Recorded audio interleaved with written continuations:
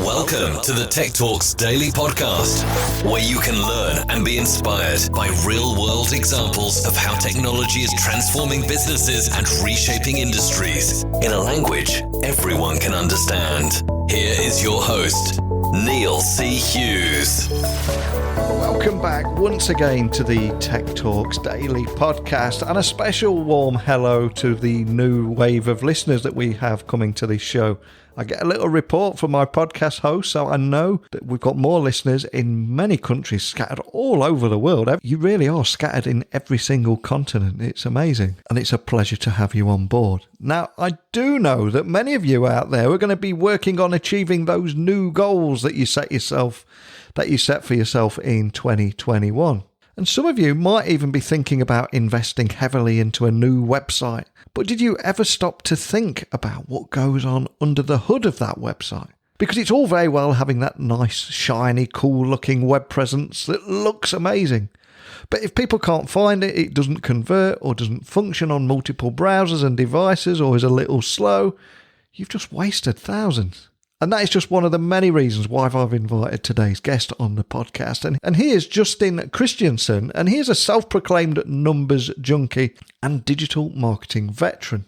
Not to mention father, husband, and #1 best-selling author of Conversion Fanatic, How to Double Your Customers, Sales and Profits with A/B Testing. And he is also the co-founder and president of Conversion Fanatics, a full-service conversion rate optimization company that is helping companies such as Burt's Bees, Dr. Axe, and so many others improve their results. But I want to find out more about the technology that makes all that possible. So buckle up and hold on tight as I beam your ears all the way to Austin, Texas, so we can take a look under the hood and talk about how you could double your customers, sales, profits, all with A/B testing. So a massive warm welcome to the show. Can you tell the listeners a little about who you are and what you do? Yeah, Justin Christiansen. I'm kind of a lifelong digital marketing junkie and professional. Been doing it about 20 years. I'm the co-founder and president of a company called Conversion Fanatics, where we do conversion rate optimization for some of the biggest brands in the world. And like you said there, Conversion Fanatics is a customer-centric conversion optimization company, but we will have people listening both from the industry and from outside the industry. So for those people listening, can you tell them a little bit more about how you're actually helping companies increase advertising effectiveness, split test faster, and ultimately improve results with technology? Yeah, so we basically take care of the heavy lifting around helping our clients understand the behaviors, the wants, likes, needs, dislikes of their visitors and how they interact with their websites and their brands. What we do to do that is basically we split test a bunch of stuff to just really understand it. Use data such as analytics, heat map, click map, screen recordings, exit polling solutions to split testing software and other apps and solutions from a technology and also a manual aspect. There's some level of psychology and manual aspect to it, but just really helping them understand their visitors' behavior to help improve their, whatever KPIs they're looking to improve in their marketing performance. And something I always try and do with anyone that comes on the podcast is find out a little bit more about their story. So I've got to ask, what's your story? Where did your passion for this come from? I mean, was it one of life's happy accidents, or did something light a spark somewhere? Well, it was kind of a happy accident. I grew up in a very blue-collar farming, ranching community, very small town of like 400 people. After I went to college, I actually became an electrician. So was doing manual labor. I was working like 80 hours a week, and I kind of was dabbling in network marketing at the time. And this, keep in mind, this is 20 years ago, but dabbling in that, just figured out I just could not do the whole bump into the people at the grocery store type thing that network marketing is kind of known for. So I found the internet and found lead generation, and fast forward, I became a top affiliate marketer, and then partnered on a company that I was a top affiliate for, and we grew that company to about 10 million in annual revenue. I sold it back to my business partners like 11 years ago. And based on demand and some of the information that I published there, I was fascinated with the psychology behind what makes people do certain things. Like, oh, what do you mean I can change this certain element on the page and I get 20% more people to do, fill out the form or buy something. So that kind of throughout that journey, I was kind of on demand. I started consulting on it and partnered up with my longtime friend and now business partner to start what's now morphed into what's Conversion Fanatics. And basically it just came on demand. Everybody knew they needed to do it, but they didn't know how to do it. And we just started doing it for them. And that's what's kind of taken us down this slope. But I'm just fascinated with what makes people tick and what makes a buying decision happen or certain things. And we help our clients realize that as well. Love that. And I think I should also highlight that I believe you're also the #1 best-selling author of the book Conversion Fanatic, How to Double Your Customers' Sales Profits with A/B Testing. So can you tell me more about that book and the key message from it? Yeah, so the topic of optimization and split testing and conversions and all of that isn't a sexy topic. Yeah. Frankly, it's not, compared to, what do you mean I can have a trick or run an ad on Facebook or I can run a Google ad and I can, everybody's always flocked to the traffic side. And I really wanted to educate people on the importance of the optimization side, basically squeezing more juice from the orange and making your traffic more effective, because you can't have traffic without conversions and you can't have conversions without traffic. So it's the two sides of the coin. And I really set out to just educate people on the importance of that. But I wanted to write it in a way, since I'm an avid reader, I wanted to write it in a way that was no fluff. Because, you pick a book off, I'm looking at my bookshelf here in the office and, there's a bunch of books in there, but there's a bunch of fluff. In there too. So I wanted to write it from a really tangible perspective that can appeal to both the beginner as well as the seasoned marketer. And, we've had it fortunate enough, it's sold well, and, we've given away a whole bunch of copies. It's been passed around marketing departments at some of the greatest, and largest organizations in the world.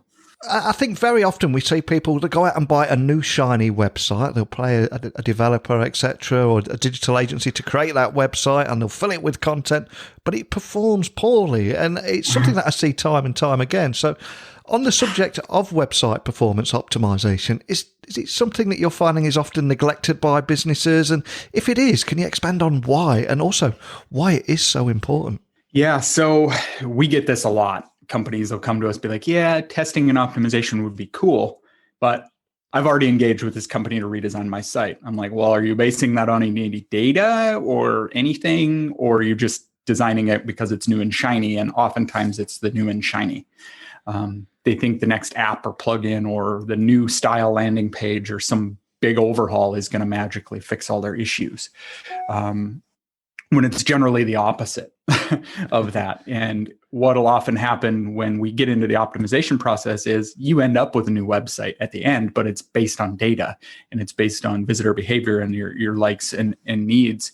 So I get a lot is people, and this is probably the biggest message I could say from this whole interview and this conversation is, bigger does not mean it's going to be a bigger result or a bigger impact or a bigger overall improvement. We had conversation with a client yesterday. They're like, well, that test idea is great, but what about, we want bigger changes. It's like, well, bigger changes don't yield bigger results. It just takes more time to actually make those happen.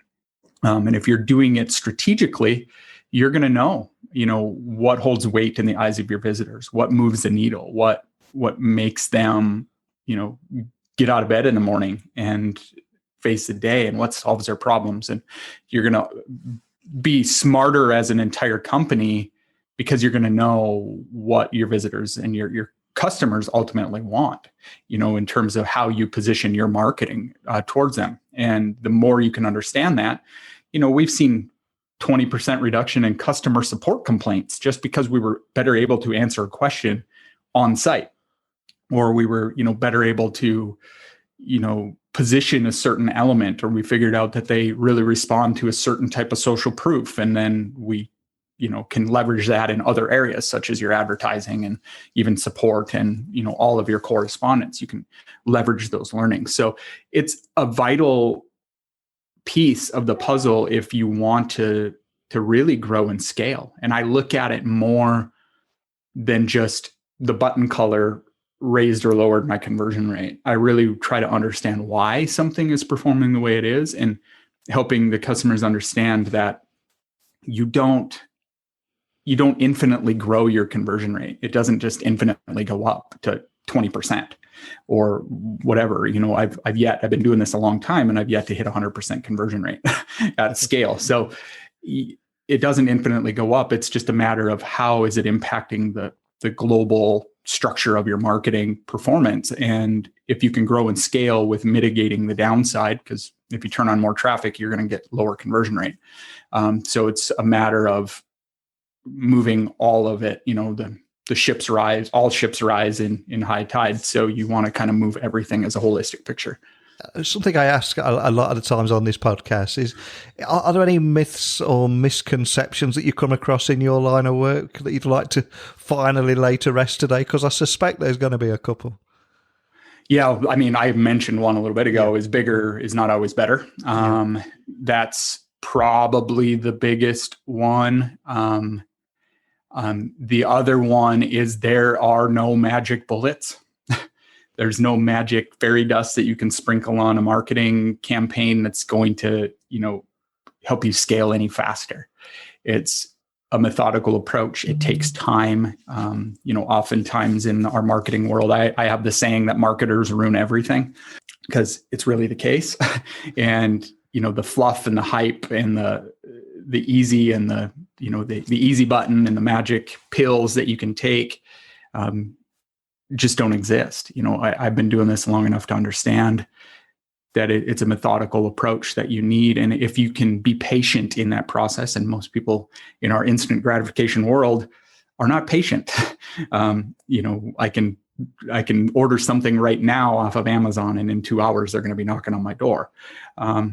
So for us to grow and especially develop world-class brands, it takes time, it takes effort, it takes a lot of methodical approach, and not just some fancy plugin or app that's going to, miraculously transform your marketing. And I appreciate this is a pretty big question, probably the most often asked question that comes your way. But what is the secret to increasing click-through rate? Answering the question why is really it. There is no secret. I mean, there's some best practices and commonalities, but it really goes down to which platform you're looking at. Facebook is going to take a different input than Google. The intent of that buyer is different, or intent of that potential customer is different.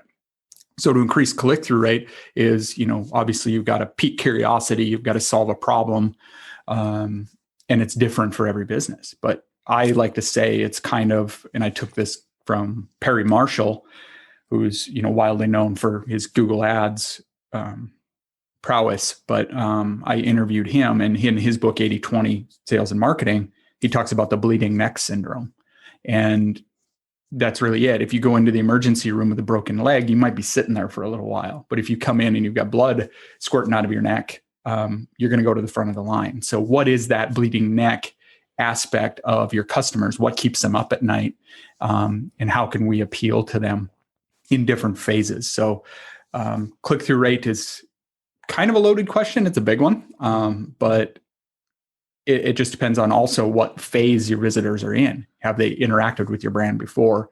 I like to see the top, middle, and bottom of the funnel type scenario. Return visitors are going to perform differently than, new visitors. But it really just comes down to answering the question, why? Why aren't they doing that? And what question aren't we answering? And if we can answer those questions better, we're going to appeal to more of the audience, and they're going to take more of the desired actions that we want them to take. Love that. And if we do have any established businesses listen, or decision makers listening, are there any tips for leadership teams around marketing growth, conversation optimizations, user experience optimization, scaling, etc.? I mean, it's a long, long list, but are there any tips that spring to mind? Keep it simple. Yeah. That is one of the things I see here often is, and we're talking about tech here too.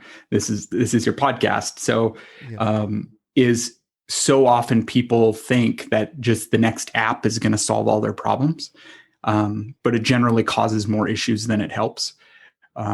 So keep it simple. Ask questions of your audience, meaning, figure out what they're clicking on, how they're engaging, what's causing them to leave your site. And then ask questions of your customers. What caused them to buy? What did they like and dislike? You're not going to always like the answers, but it's vital information. And then I use that to, and really what's fortunate about what we get to do is we get to work with a lot of cool marketing departments and executives is everybody becomes smarter. Their advertising team becomes smarter. The better you can understand. So I just say, be patient in the process. Don't try to rush it. Keep it simple. Don't overcomplicate it, and just continually be testing and working to beat your high score from yesterday. And e-commerce is another big topic, and a lot of people kind of assume that most big stores or businesses will have an e-commerce presence. But over here in the UK, I think it was last April, just as lockdowns began, there was a big shop, which I think have got a US presence as well, called Primark, and they were turning over $650 million, £650 million a month. And as soon as those lockdowns came, that went to zero because they had nothing online. So for aspiring businesses, startups, retailers, brands, whatever, and e-commerce, are there any tips you can offer about how analytics-driven marketing will help them thrive in 2021 after learning so many lessons last year? Yeah, so 2020 was a ride for sure for a lot of businesses. Like you said, you saw them go to almost zero. I've seen businesses lose 90% of their revenue. I've seen businesses close shop, but I've also seen businesses experience 100% month-over-month growth. It's those that leaned into it and really set themselves up early, and you can optimize your way through it. It's just a matter of figuring out what the new levers are to pull. And I see a lot of businesses that do not leverage their analytics ever. They just go by whatever their e-commerce or their CRM is telling them. And we're talking large organizations that just simply don't look at the basic information and they just assume.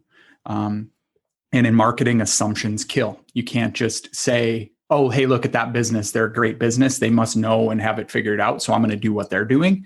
I get to see a lot, and most businesses do not optimize the way they should. They just, have gotten to a place of growth or, brand recognition or whatever, and they just don't continually evolve, grow, and scale. And looking at optimization and leveraging your analytics and leveraging your qualitative and quantitative data will help you evolve and adapt and thrive when you're faced with adversity. And this is what we helped our clients do. Last March, everybody freaked out, including us. It's like, what's going to happen? And we just helped our clients regroup, restructure, and then help them basically set the expectation for their clients, and their customers. When are you shipping? Are you in stock? When can I get my order? Because we had shipping delays, and just setting the expectation and really just helping them kind of adjust. But since we were testing and optimizing and had everything in place, we were able to easily evolve and change their marketing message and all of those things, and base it on data to see how well it was performing. And, a lot of those businesses came through the other side and are actually much bigger, 9 months or so later. And what about you guys? You've been in this industry a long time. What is your primary focus at Conversion Fanatics going to be in 2021? And are there any particular tech trends that you're monitoring closely? Yeah, so we're just business as usual.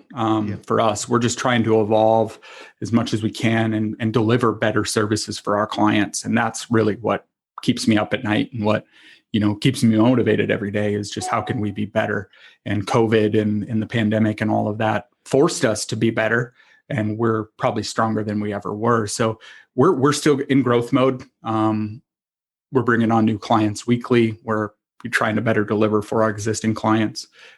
We're developing new reporting strategies right now, and leveraging technology and some various APIs and dashboards to help us, better, serve our clients versus partially tedious manual operation. But as far as tech, I'm still looking at, probably more so in 2021, it's going to be more personalization in marketing, catering the marketing experience and the on-site experience to more of their specifics in how and their likes and needs, particularly for return visitors. And then I'm still got my eye on AI, so artificial intelligence, and optimizing from there. It's still not quite where it needs to be yet. But it's evolving and it's getting smarter every single month. And I foresee that probably in the next 5 years to be the majority of how we optimize. And for anyone that would like to find out any more information about anything that we've talked about today, including where they can get hold of your book, etc., or contact a member of your team, what's the best starting place to do that?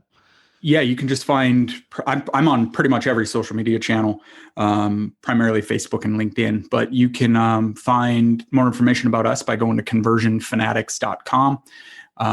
You can download a copy of the book by going to conversionfanatics.com/free book. You can get a PDF copy of that there, or, you can go buy it on Amazon if you want, read it on your Kindle. I think it's free on Kindle Direct. So if you have a Prime membership, you can get it on there, or buy the paperback copy for a few bucks.